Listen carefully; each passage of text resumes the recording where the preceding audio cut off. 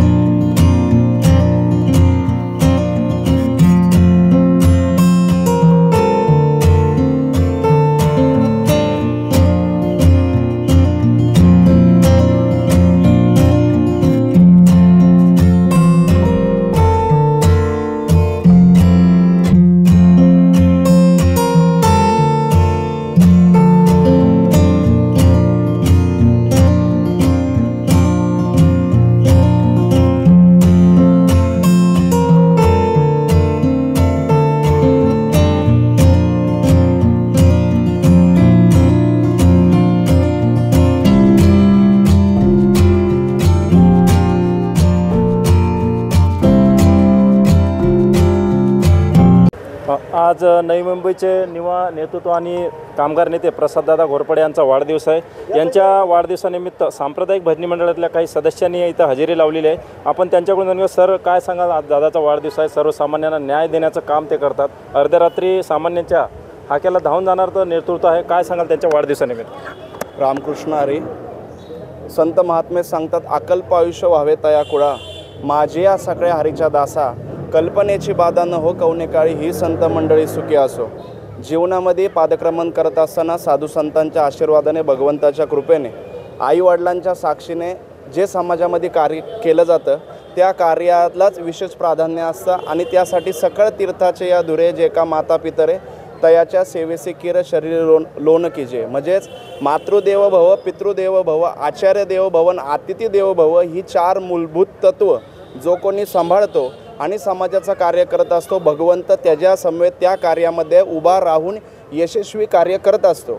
आणि मला असं वाटतं की ह्या नवी मुंबईमध्ये आणि गावाच्या परिसरामध्येही असं युवा नेतृत्व करणारं एकमेव जे नाव असेल ते म्हणजे माननीय श्री प्रसाददादा घोरपडे हे नाव माझ्यासमोर आहे.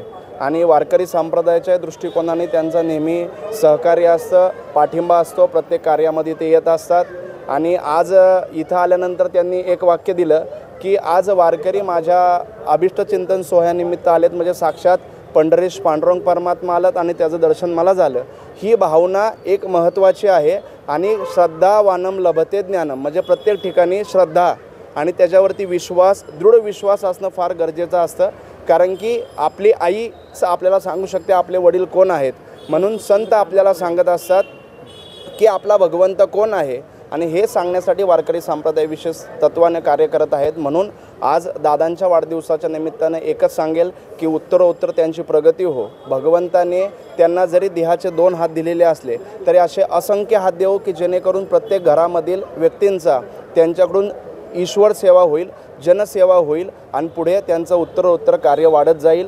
हीच पंढरीश पांडुरंग परमात्मा चरणी आजच्या त्यांच्या अभिष्टन चिंतनाच्या निमित्तानं ज्ञानदीप ट्रस्ट, संचलित ज्ञानदेव वारकरी भजन मंडळ महाराष्ट्र, सद्गुरू ब्रह्ममूर्ती शांताराम महाराज जाधव सामाजिक सेवा ट्रस्ट, श्री कृतज्ञता ट्रस्ट आणि धर्मवीर आध्यात्मिक सेना या सर्वांच्या वतीने त्यांना पुढील आयुष्य भरभराटीचं, यशाचं, कीर्तिमय जावो ही पंढरीश पांडुरंग परमात्म्याच्या चरणी प्रार्थना करतो. रामकृष्ण हरी.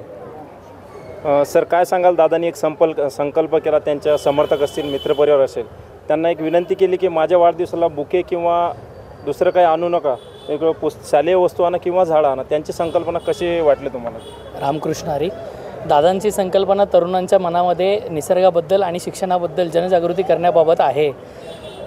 वृक्षवल्ली आम्हा सोयरे या उक्तीप्रमाणे दादांनी निसर्गाचा होणारा ऱ्हास थांबवण्यासाठी हा एक संदेश त्यांच्या अभिष्टचिंतन सोहळ्याच्या निमित्तानं देण्याचा गोड आणि कौतुकास्पद प्रयत्न केला आहे. त्या प्रयत्नांना पांडुरंगाच्या आशीर्वादांना यश येत राहो, जगदंबेच्या आशीर्वादाने त्यांचं आयुष्य दीर्घायुषी हो आणि त्यांच्या हातून असंच जनसामान्यांचं, तरुणांचं, विद्यार्थ्यांचं आणि माता माऊल्यांचं कल्याण हो, हीच सदिच्छा. रामकृष्ण हरी. दादा, काय सांगाल? सर्वप्रथम तुम्हाला वाढदिवसाच्या हार्दिक शुभेच्छा. आणि तुम्हाला ही कल्पना कशी सुचली की बाबा शालेय वस्तूच आणा किंवा झाडेच आणा, अशी कल्पना कशी सुचली तुम्हाला? मुळात मागच्या वर्षी जेव्हा माझा वाढदिवस होता त्यावेळेस अनेक लोक आलेत. म्हणजे मला वाटतं जवळजवळ 50 ते 60 पुष्पगुच्छ होते.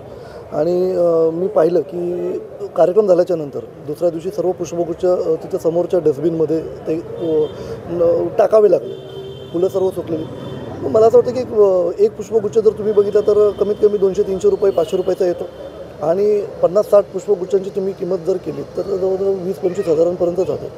तर 20-25 हजारांचं मला असं वाटतं की जर शालेय साहित्य किंवा एखादं रोपटं असेल ते जर आपण आणलं तर ते कुठेतरी निसर्गाला, जसं महाराजांनी सांगितलं की ते आपण निसर्गाची सुद्धा दखल घेतली पाहिजे, निसर्गाची काळजी घेतली पाहिजे. त्या निमित्ताने एक रोपटं लागवलं. आता पावसाळा येतोच आहे.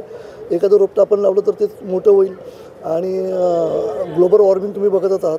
ग्लोबल वॉर्मिंगच्या हिशोबाने जर बघायला गेलं तर झाडे लावलीच पाहिजे, झाडे जगली पाहिजे.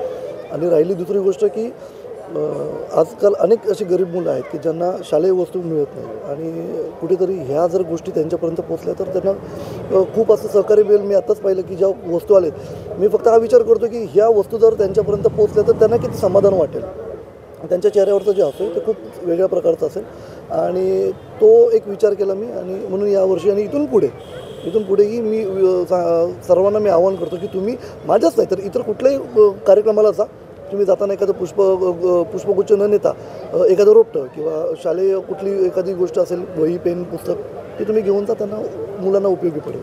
तुमच्या वाढदिवसानिमित्त मोठ्या संख्येने इथं समर्थक आले, मैत्र परिवाराला आणि सांप्रदायिक भजनी सदस्य आले, तर त्यांच्यासाठी 2 शब्द काय सांगा? मुळात लोकांशिवाय नेता घडत नसतो असं मला वाटतं. आणि मी नेता नाही आहे, मी त्यांच्यातलाच एक कार्यकर्ता आहे.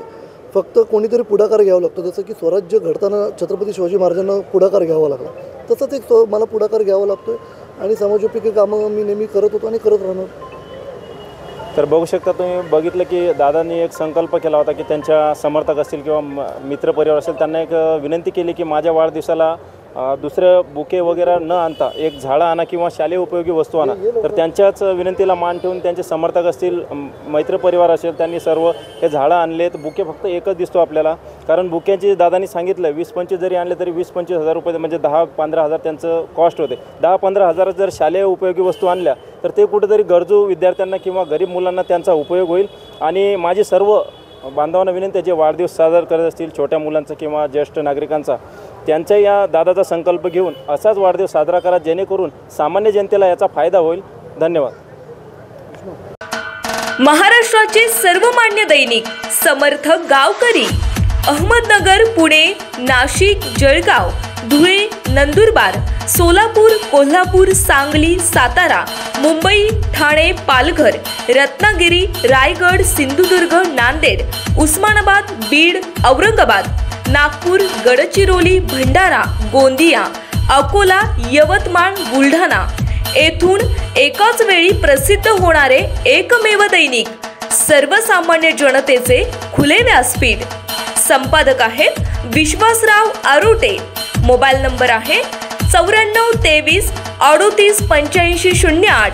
दुसरा मोबाईल नंबर 94 23 46 72 72. तिसरा मोबाईल नंबर 75 88 15 0001. वेबसाईट आहे sgavkari.com. मेल आय डी आहे akl gavkari@gmail.com.